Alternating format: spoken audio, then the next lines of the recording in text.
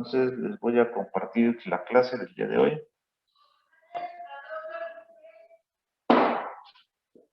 Carguen.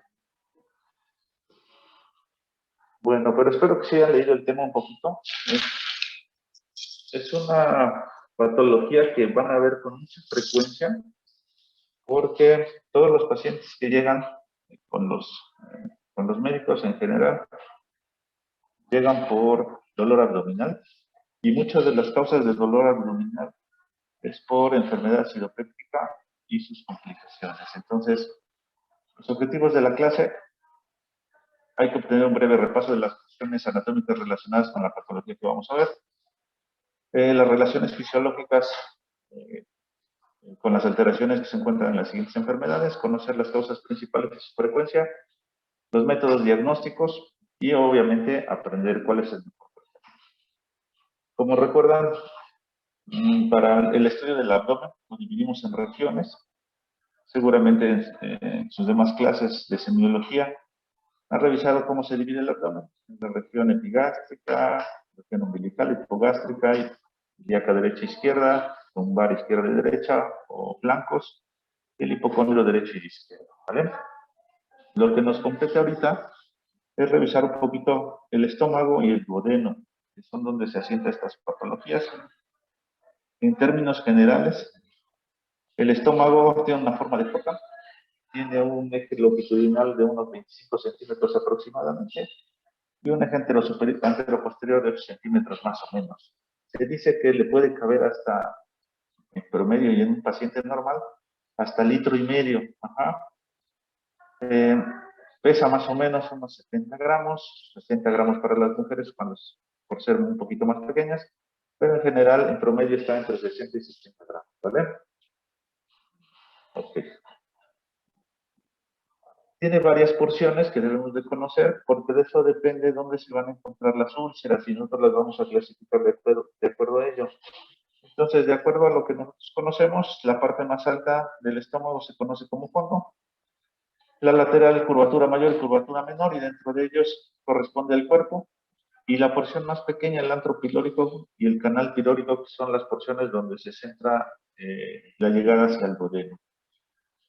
El epitelio que nosotros tenemos, ¿se acuerdan del esófago distal? Que es un epitelio escamoso estratificado y se convierte al llegar al estómago en un epitelio regular con células epiteliales columnares, donde se tiene un incremento en el nivel de las glándulas, sobre todo cuando se va acercando hacia el antro pilórico. Como todos los elementos del tubo digestivo, a partir del estómago tienen 4 capas, exceptuando el esófago, que les decía que eso no tiene serosa, solamente tiene una. ¿Vale? El estómago es muy importante que conozcamos sus relaciones, porque cuando una úlcera se complica, puede perforarse o puede penetrarse hacia los órganos que están aledaños. Entonces, en la parte superior del estómago se encuentra el diafragma. En la parte lateral izquierda está el vaso. El hígado cubre la parte anterior del estómago y el colon en la parte inferior. Entonces, para que veamos más o menos cómo está, aquí hay una imagen, si no mal recuerdo. Creo que no. Vale, entonces, en general son los órganos que se asientan, y el más importante para las úlceras es el páncreas, que se encuentra en la parte posterior y en la zona antral, que es donde más frecuentes se generan las úlceras, ¿vale? Entonces, ¿quién irriga el estómago? Es muy importante que lo conozcamos. Este dibujito que les puse aquí, más que todo el texto que venía, el más importante elemento que irriga el estómago es el tronco celíaco. El tronco celíaco emite varias ramas. La primera es la gástrica izquierda, que cubre toda la curvatura menor del estómago. La esplénica, que cruza el estómago en la parte posterior y que, antes de dar sus ramas hacia el vaso propiamente, genera una ramita que cubre toda la curvatura mayor y se llama arteria gastroenterótica izquierda. Y la arteria hepática, que es la tercera rama del tronco celíaco. La arteria hepática da 2 ramas, una rama hacia abajo, que es la gastroduodenal, y que conforma también parte de la gastroenterótica, esta del lado derecho. El drenaje venoso es muy semejante, igual que el drenaje linfático, porque siguen los mismos territorios que generó las arterias, solo que una muy importante, que es la gástrica izquierda, se comunica con sus ramas esofágicas. Esa comunicación es muy importante cuando hablemos de hipertensión portal, porque al comunicarse dos sistemas, cuando hay hipertensión portal, no se puede ir la sangre a través de la porta y entonces se va a través del esófago y es lo que nos va a generar las varices esofágicas, ¿no? Entonces, hay Doctor, varias disculpe que lo causas. interrumpa. Es que dice mi compañera Sam que si le puede dar acceso, se salió para ver si ya le funcionaba la cámara, porfa. Déjame ver.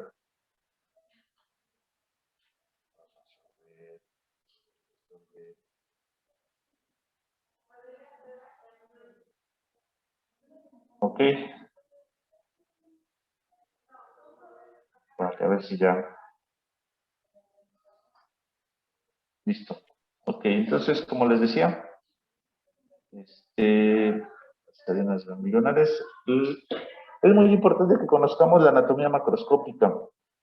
Hay varios tipos de células en el estómago que nos va a generar los diferentes elementos que nos van a llevar hacia la úlcera duodenal, hacia la protección del epitelio gástrico. Entonces, las más importantes son las células oxíticas, que se encuentran sobre todo en el antro gástrico. Estas contienen glándulas oxíticas y contienen varias células. Dentro de ellas, las células principales, las células parietales, las células D, las células G. Muchas que nos van a generar las diferentes sustancias que ahorita vamos a ver que tiene el estómago y que en sus alteraciones nos genera la úlcera duodenal. Entonces, este es un esquema de cómo se encuentra una glándula. Les decía, aquí hay células principales, células D, células parietales, que ahorita vamos a identificar más o menos cómo funciona, ¿no? Entonces, ¿qué es lo que hace el estómago? Su principal función del estómago es almacenar los alimentos y después mezclarlos. ¿Cómo funciona esto? Bueno, pues a través del jugo gástrico y el jugo, el ácido y el pepsino que generan la digestión. Estos mezclan los alimentos a través de dos contracciones. Una que se genera a través del estómago, que inicia en el fondo y se va hacia la zona del antro pilórico, y otras que se genera a través del antro pilórico y que regresa los alimentos hacia la parte del cuerpo. Entonces, eso hace que se mezclen los alimentos, ¿vale? Esta distensión y estas sustancias como la gastrina intervienen en el control del apetito y del hambre. Controlan también las bacterias que hay porque dependiendo la cantidad de alimentos, el tipo de alimentos que se consumen y la forma en que el estómago los digiere, evitan el sobrecrecimiento bacteriano en las otras partes del intestino. Interviene en la hematopoiesis porque, si ustedes recuerdan, secreta un factor muy importante, el factor intrínseco. Gracias a eso, a la unión a la vitamina B12, estos dos elementos se pueden absorber en la última porción del intestino delgado. Si no existe el factor intrínseco, la vitamina B12 tiene una difícil absorción, ¿vale? Y protege la mucosa gástrica de sus propias secreciones ácido pépticas y del jugo duodenal. ¿Cómo lo hace? Bueno, pues lo hace a través de este esquema más o menos. Espero les quede entendible cómo funciona. Ahí aparecen con muchos colorcitos para que sea mucho más entendible. Primero, todo se genera a través del agua. El agua se puede disociar en dos formas y generar un elemento hidroxilo y el anión libre. Entonces, el anión a través de la bomba de protones, a través de intercambiar un elemento de hidrógeno con un potasio, se liberan hacia la luz canalicular y el potasio se mete a la célula. Y este se junta con el cloro, que se puede ser liberado libremente a través de una bomba de intercambio en el líquido intersticial. Y todo esto se genera a través de liberaciones por competencia a través de la marea alcalina. Entonces, este esquemita es muy representativo porque si ustedes siguen todos estos elementos, podemos llegar a la conclusión de que la célula parietal es la célula más importante para la generación de hidrogeniones. Ajá. Entonces, si nosotros bloqueamos los medicamentos que hay, la bloqueamos esta bombita, nos ayuda para proteger a las células, ¿vale? Entonces, hay muchos mecanismos protectores de la mucosa gástrica, aquí se los enumeré, no los vamos a mencionar todos, pero la secreción de moco, la secreción de bicarbonato, son uno de los elementos protectores para ello, ¿vale? ¿Podría voltear tu teléfono? No se alcanza a ver la pantalla completa. Ahorita viene el otro, ¿vale? Sí. A ver. Ahí está, ¿verdad? Sí, gracias. Sí, tienes razón. Vale. Me interesa mucho que conozcan este esquema, porque esta es la forma en la que funciona la célula parietal. Les decía, todo se genera a través del agua. No sé si le alcanzan a ver el esquema, pero el esquema es muy representativo. Si el agua se disocia, tenemos dos elementos importantes que nos van a generar ya sea ácido carbónico o los hidrogenados libres. Y el ácido carbónico, otra vez, al volverse a juntar con un hidrogenión, puede generar bicarbonato, liberándose un hidrogenión que se vuelve libre otra vez y se vuelve a ir a la bomba de protones, o se libera el bicarbonato hacia los vasos sanguíneos para generar una marea sanguínea. Todos estos elementos es donde actúan los medicamentos que nosotros vamos a ver para poder tratar esta enfermedad. ¿Sale? Entonces, ya entrando en materia propiamente de la enfermedad, una úlcera, como todos conocemos, es una pérdida de la sustancia mucosa. Para que sea una úlcera en el estómago o en el duodeno, la consideramos que tiene que medir 5 milímetros como mínimo, ¿vale? Y se tiene que extender más allá de la muscularis mucosa. Esos son los términos que se tienen que aprender para definir qué es una úlcera, ¿vale? Entonces, ¿dónde se localizan? Pues se pueden localizar en cualquier lugar, ¿eh? Pueden tener lesiones ulcerosas en cualquier parte del estómago, en cualquier parte del duodeno. Pero se ha identificado que la úlcera gástrica se localiza más comúnmente en el antro y muy cerca del píloro. Y una úlcera gástrica proximal, que es la segunda parte más frecuente, es en el cuerpo gástrico cerca de la incisura angular. Puede haber, como les decía, en todos lados, y cuando hay asociado una hernia de hiato es más frecuente que se asocie una úlcera en el cardias o cerca de, ¿vale? Entonces, puede existir en cualquier lugar. Ahorita les voy a dar los porcentajes para que los conozcan a dónde es más frecuente. También algunos la diferencian por su evolución, puede ser aguda o crónica. Sin embargo, no tenemos un límite definido, es decir, no sabemos, no se ha definido exactamente cuántos meses, cuántas semanas para determinar qué es crónica. Solo se dice que si aparece y tiene sangrado y tiene complicaciones, es una úlcera aguda. Una úlcera crónica es un paciente que llegó, que tuvo dolor, que se la diagnosticamos por algún método, mejora, se le da tratamiento y tiempo después aparece con la misma sintomatología. Entonces la catalogamos como una úlcera crónica, pero no hay un tiempo definido. Este cuadrito es muy representativo y se los quise poner para que vean las diferencias entre una úlcera duodenal y una úlcera gástrica. Para los que se confunden un poquito cuando les pregunto, este cuadrito es muy representativo. La úlcera duodenal es más frecuente, pero es de los jóvenes, es decir, de los 30 a 45 años. La úlcera gástrica es menos frecuente, pero es de los abuelitos, de los que ya tenemos 50 o más. Ajá. Es más frecuente la úlcera duodenal en mujeres, y la úlcera gástrica no tiene diferencia de grupo. Ajá. Entonces, de los hábitos, que seguramente creo que les pregunto eso, la úlcera duodenal es más frecuente cuando los pacientes tienen antecedentes de alcohol y tabaco, y la úlcera gástrica cuando tienen café y fármacos. Ajá. Entonces, este cuadrito es importante para ver las diferencias, ¿vale? Una úlcera duodenal y una úlcera gástrica como imagen. No sé si ustedes han visto algún paciente, sobre todo los que utilizamos brackets, o los que se han puesto brackets, se les hacen ulceritas en la mucosa de la boca. Bueno, pues esa es la imagen de una úlcera duodenal más o menos, para que tengan la referencia.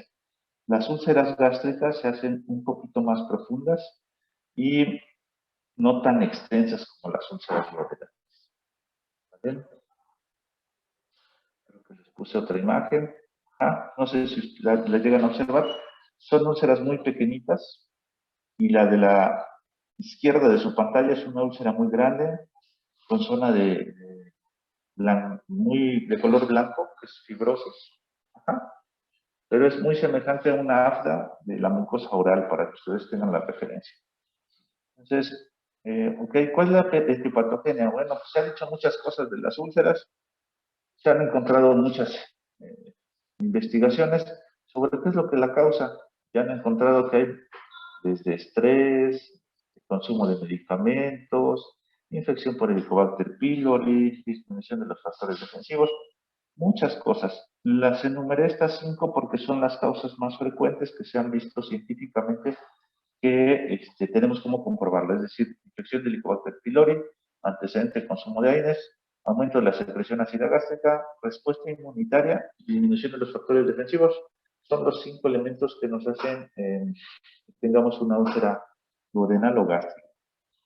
Les puse ahí una foto de Helicobacter pylori, que es lo más común que nosotros encontramos en las úlceras. Como sabrán, es un bacilo gram negativo, de una forma de espiral, y se encuentra en gran proporción de pacientes que tienen esta enfermedad. 90% de los pacientes que tienen úlcera duodenal resultan positivos para Helicobacter pylori. Cuando es úlcera gástrica disminuye un poquito a 60-80%. ¿Vale? Entonces, los AINES, se ha visto que hay lesiones superficiales casi en la mitad de los pacientes que toman estos medicamentos antiinflamatorios. Entonces, también se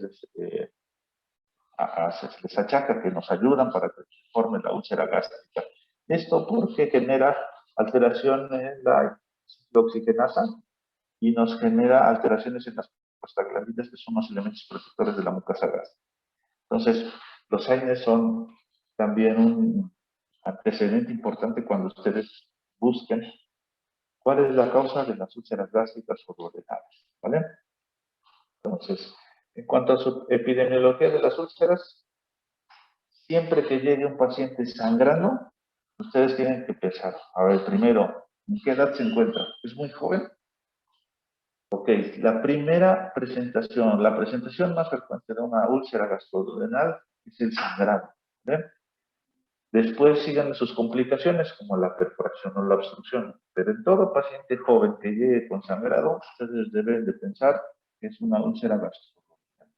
¿Vale? Es más frecuente en los hombres. Algunos artículos ponen que 8, otros 7, pero en general 8-1 lo dejamos.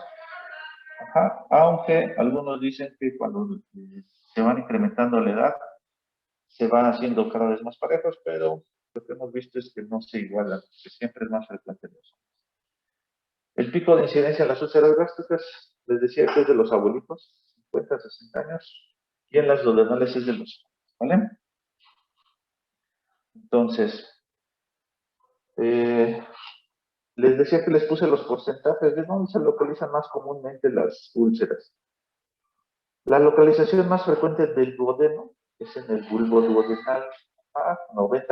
La mayoría se van a encontrar ahí. Y la región antropilórica es la región más frecuente de las úlceras gástricas, hasta el 60% de los casos. Entonces, si se aprenden esos dos porcentajes, o mejor bien dicho, si se aprenden esas dos zonas, sabrán cuál es lo más frecuente donde van a encontrar una úlcera gástrica y una úlcera duodenal.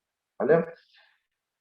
Una de las características que tiene cada una es que, por ejemplo, las que están en el bulbo duodenal son más chiquitas, máximo 1 centímetro, y no son tan profundas. Las que se encuentran en la región gástrica son más grandes, 2 centímetros, 3 centímetros, pero son más profundas.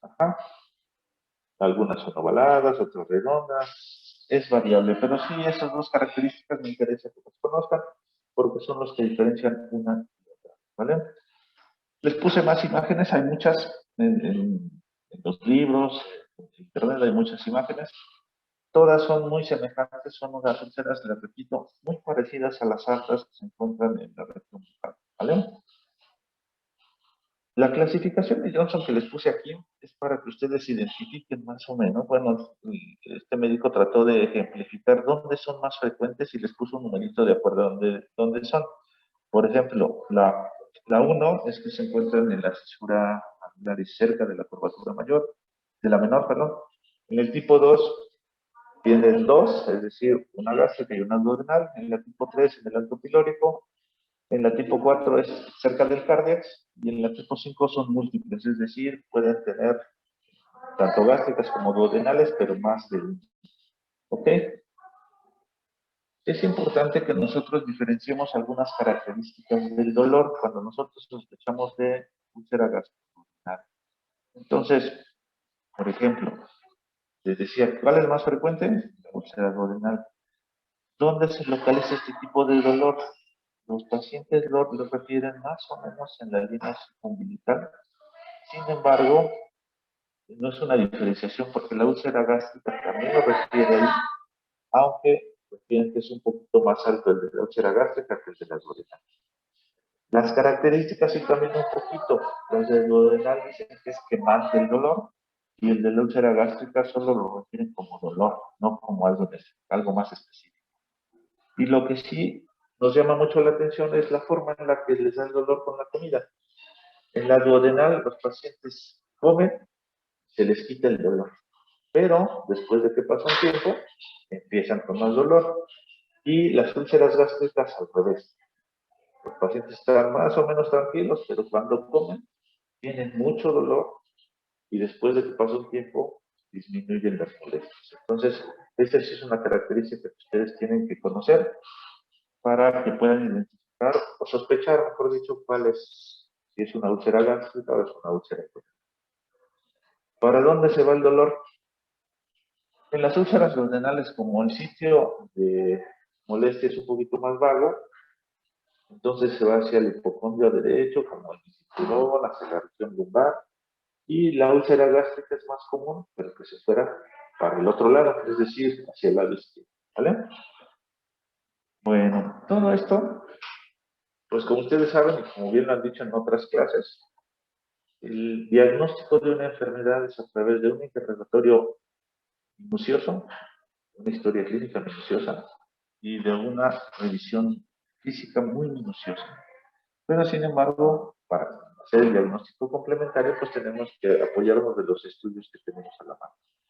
Entonces, los estudios que tenemos a la mano siempre son los más básicos: radiografía de tórax, esofagogramas, cosas así. Entonces, lo más común en una úlcera duodenal, para que nosotros la podamos ver, es que le hagamos una serie de esofagogastro-duodenal, ovario, doble contraste.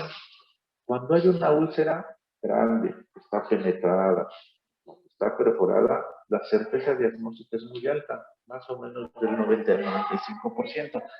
Sin embargo, también tiene sus complicaciones, entonces por eso no es un estudio de elección de primera elección. Es muy barato, no es invasiva, pero tiene varios riesgos. Tiene riesgo de neumonitis y tiene riesgo de, si está perforada la úlcera, condicionemos una peritonitis grave. Por lo tanto, no lo usamos en pacientes que sospechamos que tienen complicaciones como obstrucción o como perforación, ¿vale? Esta es una imagen de una úlcera muy característica, parece un honguito. Ajá. Entonces, cuando ustedes vean una imagen como esta, no hay más, tiene un alto índice de que sea una úlcera gástrica, ¿sale? Que es otro estudio que nos ayuda muchísimo y creo que la mayoría hasta ahorita, si ustedes recuerdan los temas que hemos visto, a pesar de tener otros estudios, llegamos siempre al mismo, ¿no?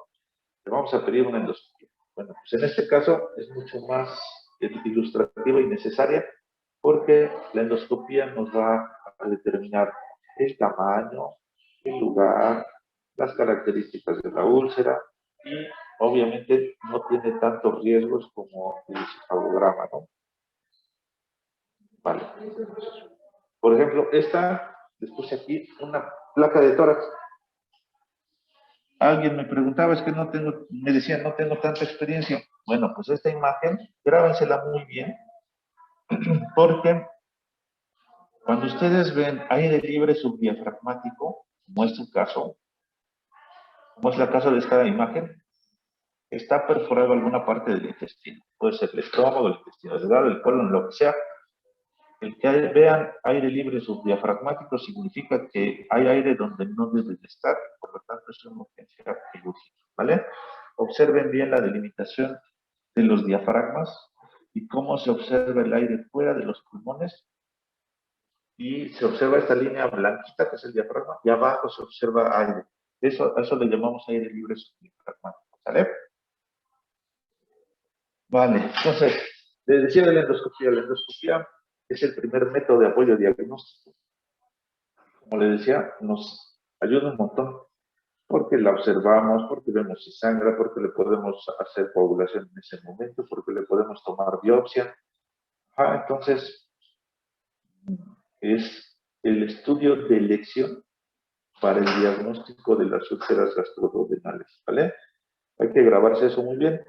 ¿Existen complicaciones? Pues sí, como todo estudio, puede haber también hemorragia, podemos perforarlo, podemos hacer muchas cosas con la endoscopía, pero es la que más nos ayuda. Se me olvidaba, también nos ayuda para el diagnóstico de la infección por el Helicobacter pylori, porque se pueden tomar muestras directas y hacer las tensiones correspondientes para hacer el diagnóstico, ¿vale? Tiene una sensibilidad obviamente muy alta, 95%, porque la estamos viendo, y podemos tomar biopsias para hacer los diagnósticos, ¿vale? Entonces, por endoscopía, así se ven las úlceras. Se ven de diferentes maneras, dependiendo del momento en que nosotros hagamos el diagnóstico. Puede haberse úlceras muy pequeñitas, puede verse sangrantes, puede haber perforadas, puede verse, por ejemplo, en esta imagen que les pongo, es una perforación que se ve al fondo del hígado. Entonces, la endoscopía nos da el diagnóstico de certeza, ¿vale? Como todas las patologías que hemos visto hasta ahorita, tenemos que ver el diagnóstico diferencial. Todas las enfermedades que son gástricas y esofágicas tenemos que hacer diagnósticos entre ellas, ¿no? Como displasia funcional, reflujo, dolor torácico, neoplasia digestiva, isquemia mesentérica, y todo lo que les cause dolor en la parte superior del abdomen y el pecho, tenemos que hacer diagnósticos diferenciales, ¿no? Entonces, tenemos varios esquemas para determinar el tratamiento, pero nuestros objetivos principales son 5. Uno, lo primero es aliviar el dolor. El paciente puede llegar sangrando, perforado, lo que sea, pero lo que quieren es que les quite el dolor. Entonces debe ser nuestro objetivo primordial. Segundo, lograr la cicatrización de la lesión. Todos los pacientes que llegan con úlcera llegan con dolor, que es lo primordial. Y segundo, algunas complicaciones como sangrado, sangrado y demás. Entonces tenemos que lograr que se cicatricen. Eso se logra con antibióticos, con medicamentos que ahorita vamos a ver, con un esquema de antimicrobianos, ¿vale? Tercero, tratar de curar la enfermedad con los que causaron, como tal, que originó esta enfermedad, por ejemplo, el estrés. Entonces tenemos que tratarla. Tratar el Helicobacter pylori si existe y evitar las complicaciones como perforación, sangrado y demás, ¿no? Entonces, hay varios tratamientos. El tratamiento de elección en estos momentos es inhibir la bomba de protones, no hay más. Antes había la ranitidina, que era un inhibidor de los H2, pero a pesar de su buen funcionamiento, no era tan adecuado como los inhibidores de la bomba de protones, ¿vale? Recordemos que tardan más o menos en cicatrizar 4 semanas. 4 semanas, con 4 semanas, independientemente del grado de ulceración, se cicatrizan cerca del 96% de las úlceras duodenales y 85% de las úlceras gástricas. ¿Qué quiere decir con estos porcentajes? Que por lo menos tenemos que darle 4 semanas de tratamiento a los pacientes para que se logre una cicatrización. Si les incrementamos más tiempo, se logra un poquito más de cicatrización, se acerca al 95% de los casos, ¿vale? Entonces, ¿por qué les digo esto? Porque ahorita que veamos los esquemas,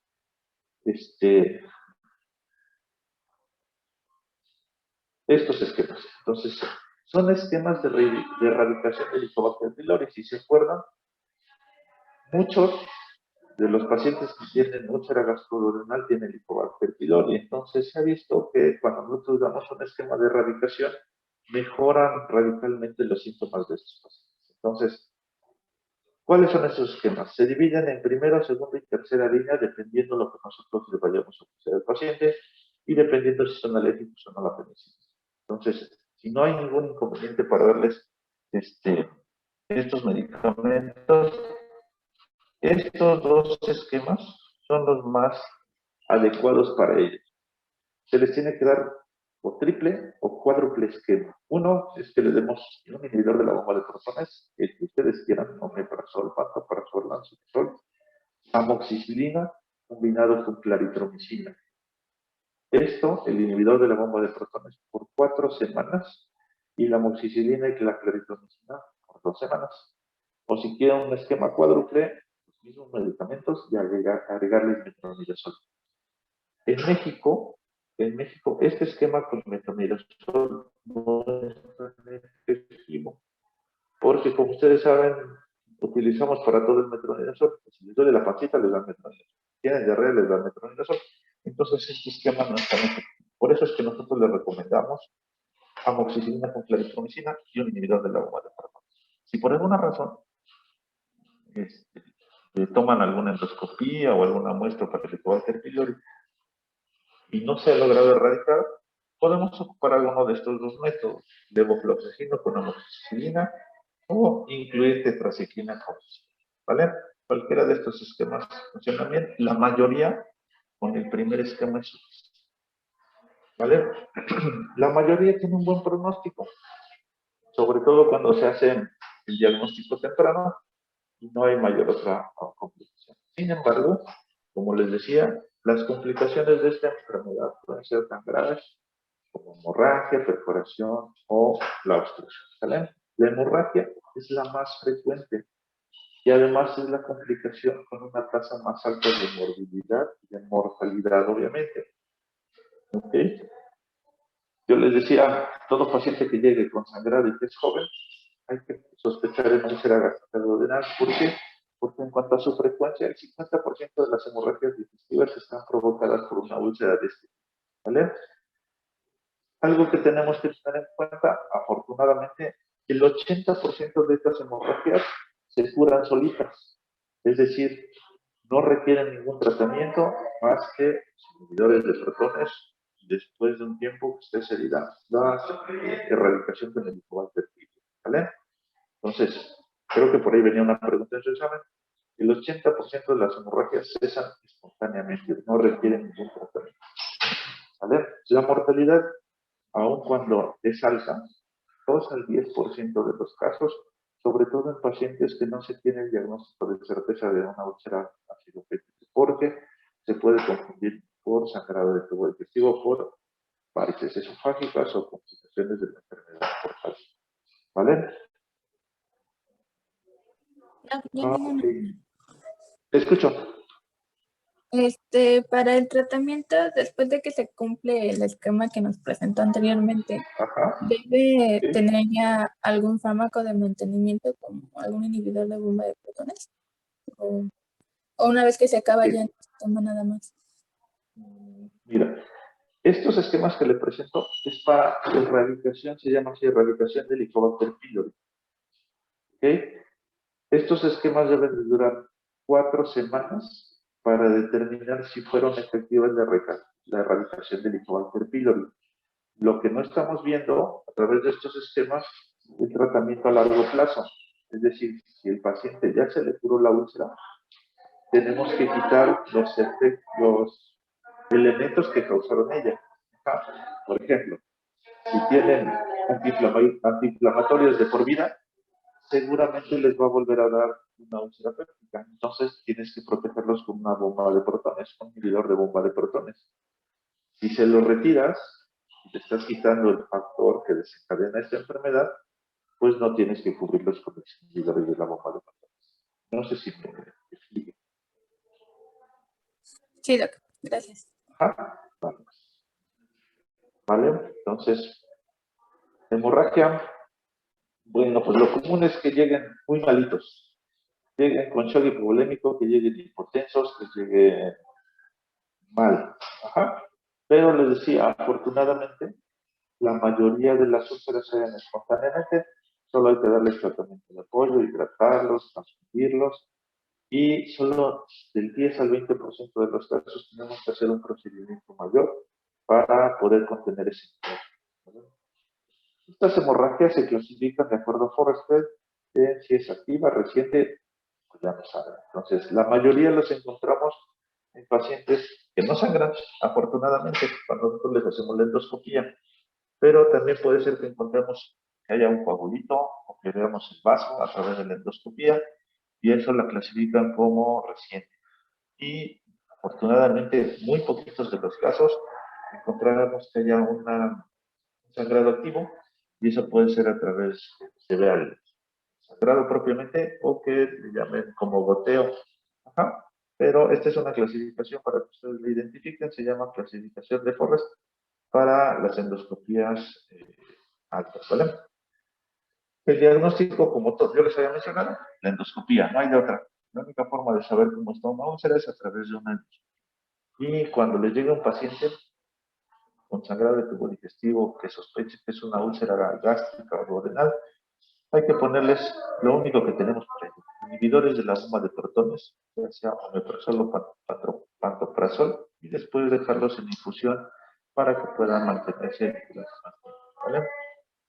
Que nosotros hagamos una cirugía por una hemorragia de tubo digestivo alto es prácticamente, ya no es común, pues antes las hacíamos muchísimo porque no habían estos, pero ahora prácticamente todo se consigue a través de la endoscopía y de los inhibidores de protones.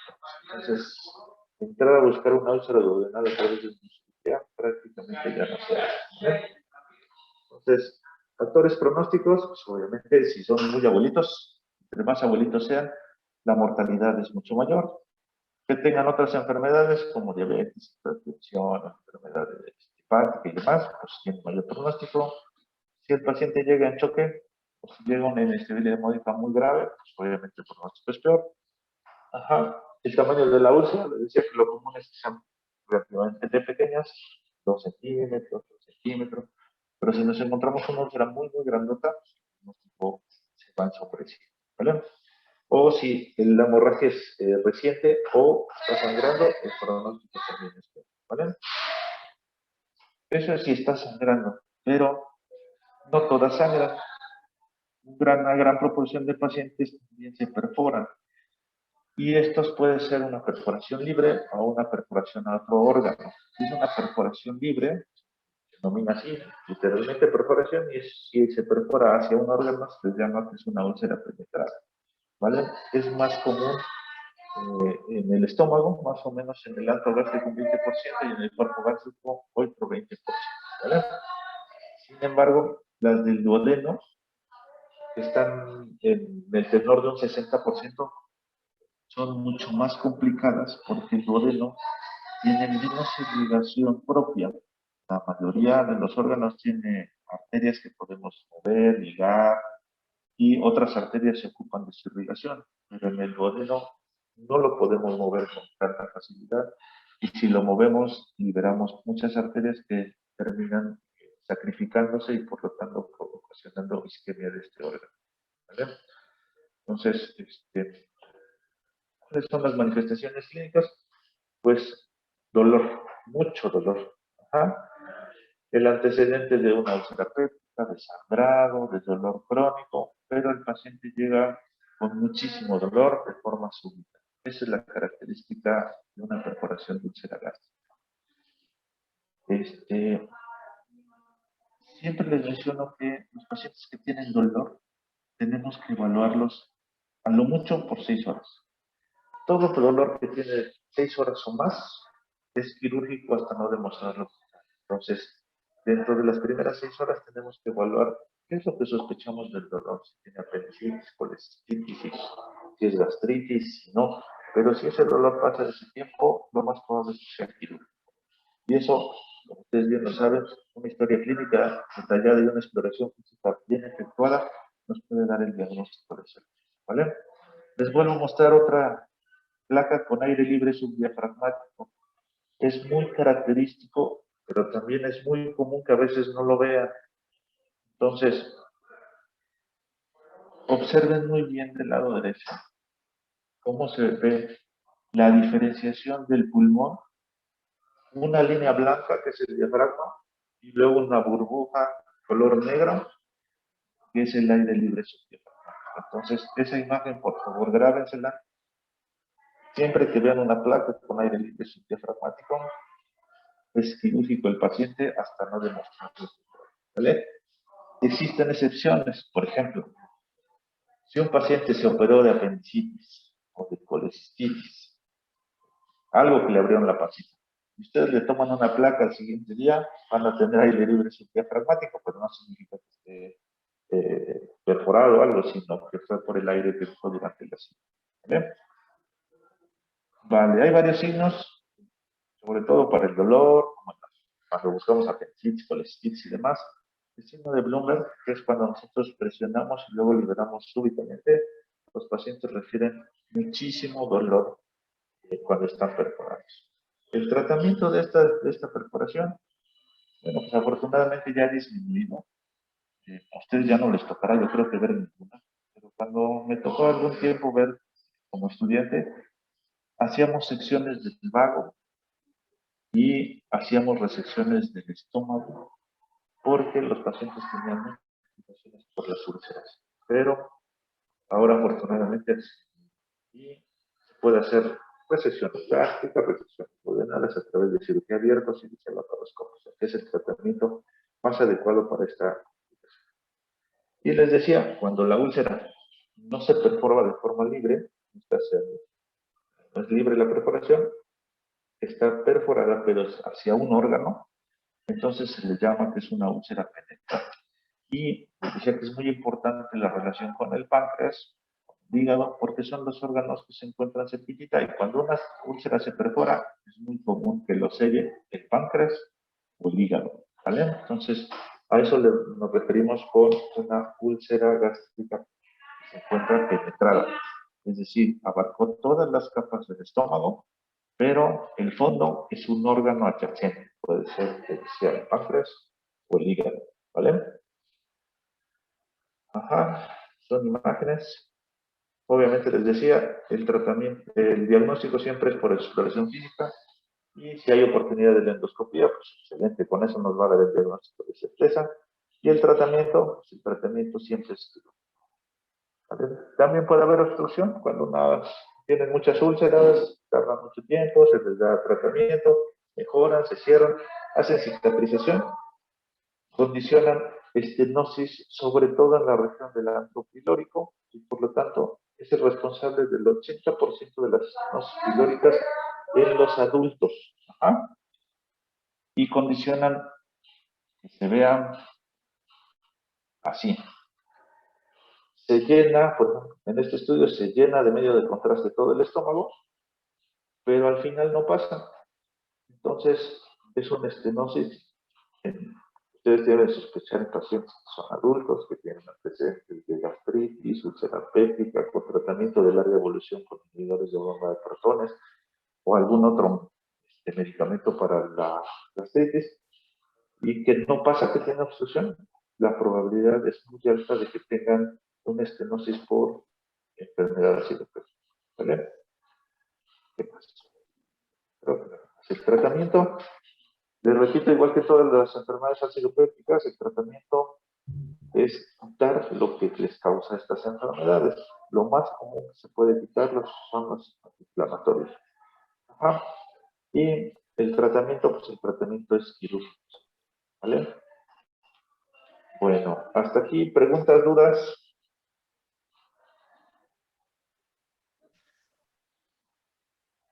Nada. Bueno, entonces ahora ya les puedo preguntar.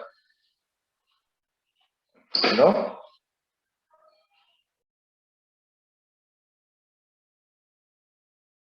Doctor, entonces, por ejemplo, la endoscopía, entonces se puede decir que es mejor que la serie gastroduodenal. ¿O tenemos que hacer primero ese estudio o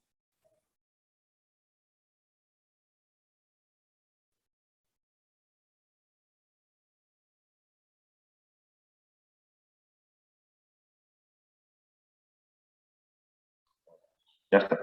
Ok. Entonces, cuando les doy algún detallito, es porque es mucho mejor. Por ejemplo, en este caso yo les decía, la endoscopía es el estándar de oro para el diagnóstico y tratamiento de esta enfermedad. Ajá.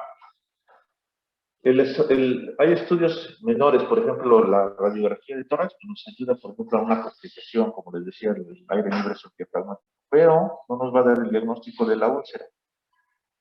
La serie esófago gastroduodenal nos va a ayudar, por ejemplo, si es que hay una úlcera perforada o si hay infección, pero no nos va a dar más detalles. Pero la endoscopía sí. La endoscopía nos va a permitir observar, tomar biopsias y por lo tanto hacer el diagnóstico de certeza de esa enfermedad, ¿vale? Incluso tomar muestras para el Helicobacter pylori, ¿vale? Entonces, si te preguntan cuál es el diagnóstico de elección cuál es el estudio de elección para el diagnóstico de una úlcera gastroduodenal, la respuesta es endoscopía, ¿vale? ¿Sí, Diego? Sí, doctor, todo claro. Vale. ¿Ok? ¿Más preguntas? Sí, doc, yo tengo una duda. En estos pacientes que aún requieren un tratamiento con AINES, ¿sí es recomendable darle un inhibidor de la ciclooxigenasa 2, o sí, celecoxib, por ejemplo? Es que es un poquito difícil que nosotros determinemos qué tratamiento es el mejor solo basándonos en la úlcera gástrica o duodenal. Lo que nosotros vemos en esta enfermedad es que quitemos alguno de los fármacos que le pudieran estar causando esta enfermedad, pero si no se puede, nosotros tenemos que cubrirlo con algunos de los que tenemos. El más común es el omeprazol, son los inhibidores de la bomba de protones. Este disminuye el riesgo notablemente de complicaciones a pesar de que tengas otras enfermedades.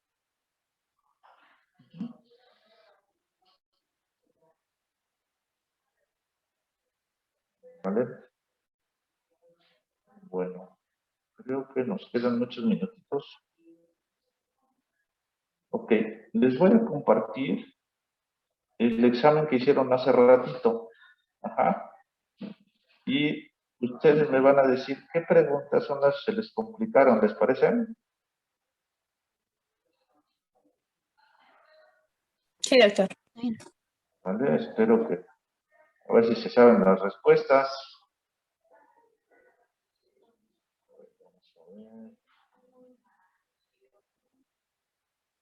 Voy a compartir.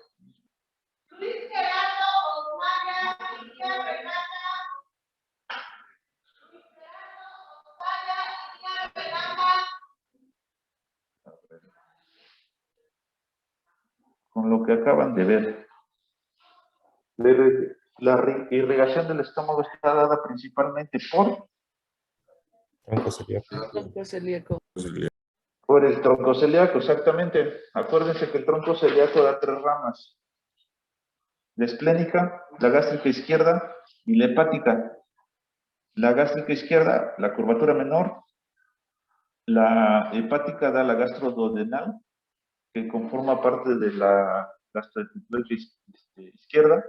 Y la esplénica, que da una rama antes de dar las ramas terminales esplénicas propiamente, dan la otra parte de la gastroenteritis izquierda. Entonces, tronco celíaco. Luego, arteria que irriga la curvatura menor del estómago. Gástrica izquierda. La izquierda. Ok. Ah, miren, no les dije algo. La capa muscular del estómago se divide en... ¿Cómo se divide? Circular, longitudinal y Longitudinal y oblicuo. oblicuo. Exacto. A diferencia del esófago, que solo tenía 2 capas, este ya tiene 3, entonces circular, longitudinal y oblicuo. Ok. Para definir una úlcera gastroduodenal, ¿qué capa debe de ser afectada? Más allá de la muscular y mucosa. Más allá de la muscular y mucosa. Ajá. Para que nosotros podamos definir una úlcera, no depende del tamaño. Si va más allá de la muscular, nosotros consideramos que ya está perforada.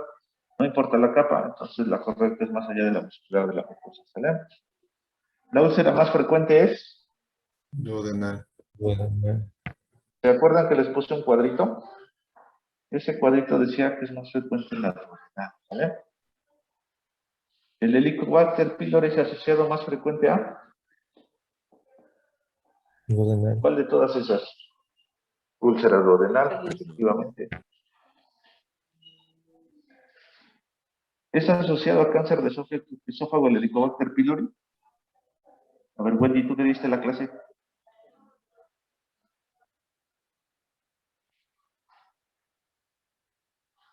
Exacto. Exacto. Y el Helicobacter pylori se ha visto que es un factor protector para que nos dé cáncer.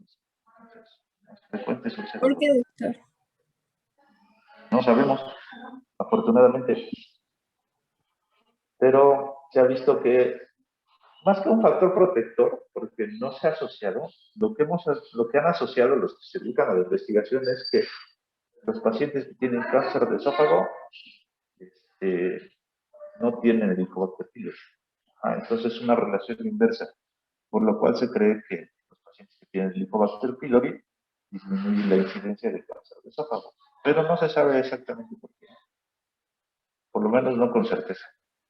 Ok, gracias. ¿Cuál es la presentación más frecuente de la úlcera duodenal? Hemorragia. Hemorragia. Sí, ¿no? Ok. ¿Quién produce el ácido clorhídrico intrínseco? Parietales. Orientales. Ahí está. Entonces sacaron 10.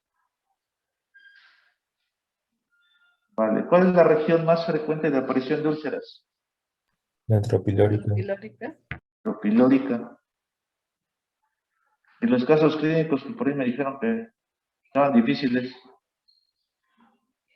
Ok, paciente masculino de 40 años de edad cuando ingresa a la consulta por presentar dolor abdominal durante el interrogatorio, el paciente le define que el dolor se alivia con la comida y que tiempo después presenta dolor nuevamente.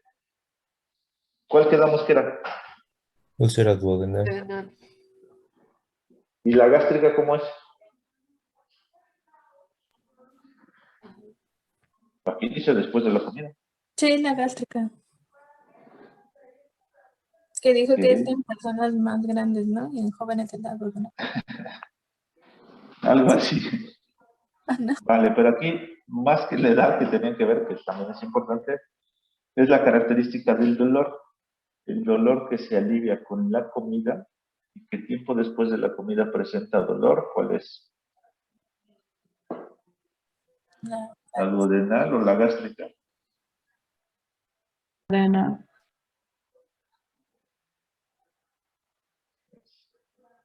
¿Y esta imagen? La imagen que les presenté era una imagen de un esofagograma, de una serie de esófago gastroduodenal con un honguito. ¿Qué es? Una úlcera gástrica, un cáncer, una perforación, una úlcera gástrica.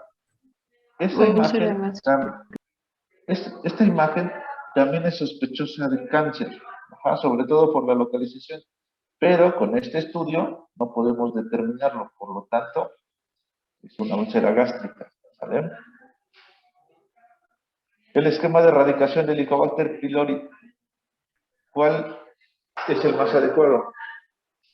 Amoxicilina,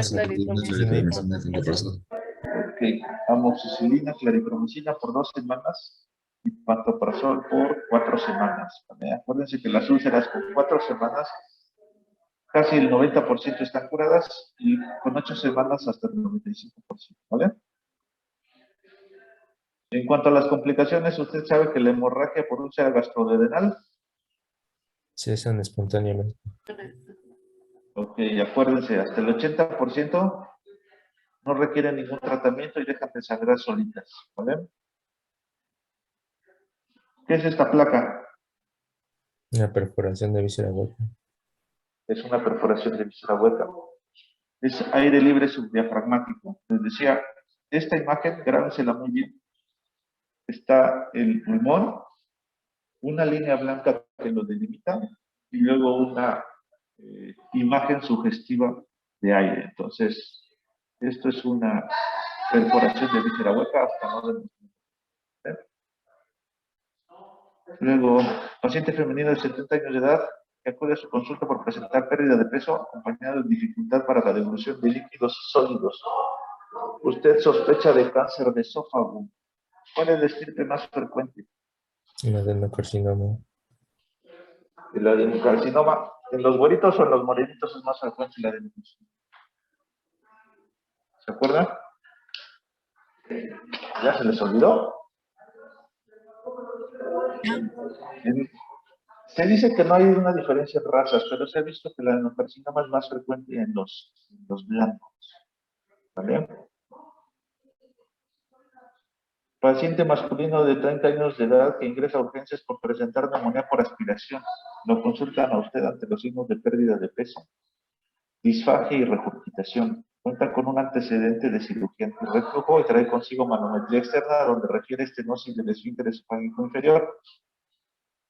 ¿Qué sospechan?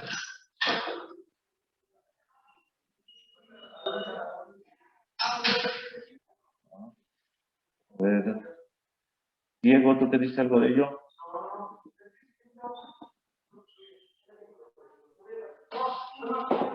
Pues sí, marca estenosis del esfínter esofágico inferior me da más tono a calasia, porque el reflujo es lo contrario.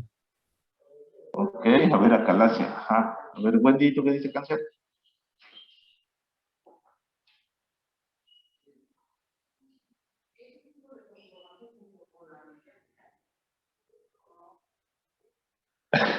Ok. Bueno, siempre que vean un caso clínico, primero tienen que ver si es hombre o si es mujer. Eso, si se acuerdan en la epidemiología, siempre decimos, tiene mayor frecuencia en tal género, tal cosa. Luego, ¿qué edad tiene? Y luego, ¿qué antecedentes tiene? Por ejemplo, el antecedente más importante de este paciente es que cuenta con un antecedente de cirugía antirreflujo.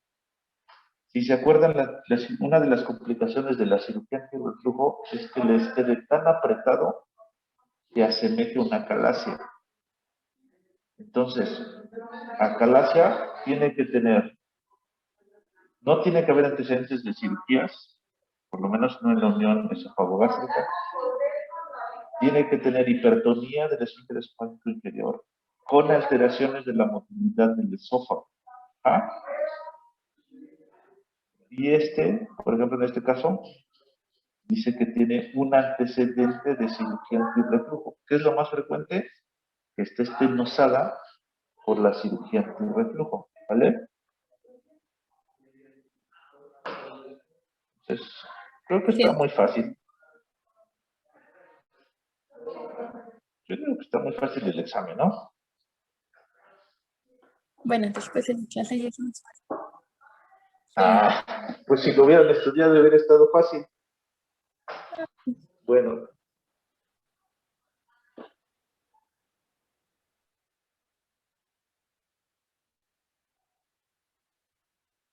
Vale. Bueno, siempre hay controversia, sobre todo cuando leemos diferentes libros. Ayer con sus compañeros de la UNAM, tenemos controversias de que era más frecuente si en el hombre o la mujer la apendicitis. Y en algunos libros dice que en el hombre, otros que no hay diferencia de género, y en otros artículos ya dice que la mujer es más frecuente. Entonces, de repente hay controversia, pero en este caso no hay controversia, es más frecuente la duda. ¿Vale? Bueno, ¿dudas, preguntas que tengan? Nada. Nada, ¿seguros? ¿Segurísimos? Como que listos para su primer parcial. No, porque no hemos visto todas las clases. Ah. Su primer parcial, si no mal recuerdo, ya nos va a tocar. Me parece. ¿Qué pasó? Faltan 2 clases, ¿no? Exacto. Nos faltan 2 clases. Y su examen, no sé si te compartí a ti, ¿cómo te llamas? Al jefe de grupo le compartí el calendario de examen, el calendario de clases. Sí, ya se los mandé. Eso, bueno. En ese archivo Si ustedes vieron las diferentes pestañitas que venían en el archivo de Excel, vienen unos cuestionarios. ¿Sí los vieron? Ni eso se dieron cuenta. Yo sí los vi, pero a ellos nada más les había mandado el cronograma. Si quiero, ahorita se los comparto Oh, completo. qué mala onda, ¿eh? No querías compartirle los exámenes. Bueno, a ratito que se los comparta. Bien, es un archivo de Excel. El archivo de Excel que les envié, viene el calendario de clases y vienen unas pestañitas abajo de otras hojas. Ahí vienen unos cuestionarios. No, es que ya me di cuenta después de mandárselo. A ver. ¿Qué pasó?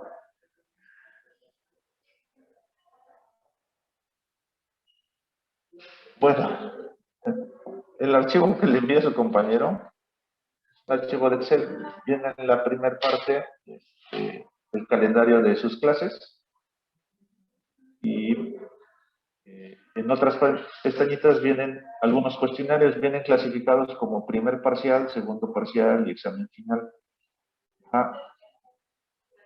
No vienen contestados, obviamente. Por favor, traten de contestarlos.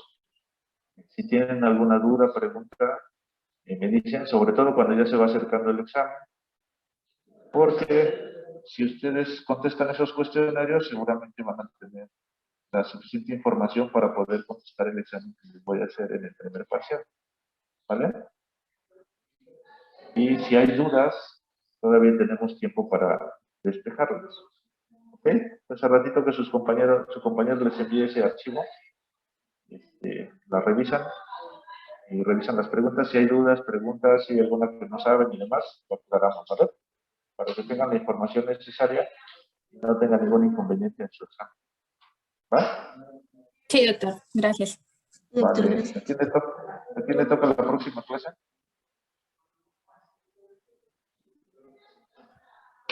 Al A nadie. doctor José Adolfo. El otro. Adulto, doctor. Bueno, ¿qué clase es? ¿Se acuerdan? Cáncer gástrico. Ok, vale. Bueno, entonces la próxima clase nos vemos. Por favor, estudien. Les voy a mandar el cuestionario tempranito, ¿vale? Ese cuestionario, si tienen dudas, igual me dicen y revisamos cuáles son las preguntas que tuvieran dudas para que no haya ningún inconveniente y no estén sacando tan bajas calificaciones, ¿va? Sí, doctor. Ahora pues, vale, cuídense mucho, pónganse a estudiar, ¿vale? Son temas muy pequeñitos. Si hay alguna duda o pregunta, su compañero tiene mi teléfono y si no tienen mi correo electrónico, por ahí también me pueden contactar para ver qué es lo que yo les pueda ayudar, ¿vale? De acuerdo, doctor. Vale, cuídense mucho, nos vemos. Hasta luego. Bonito día. Gracias. Hasta luego.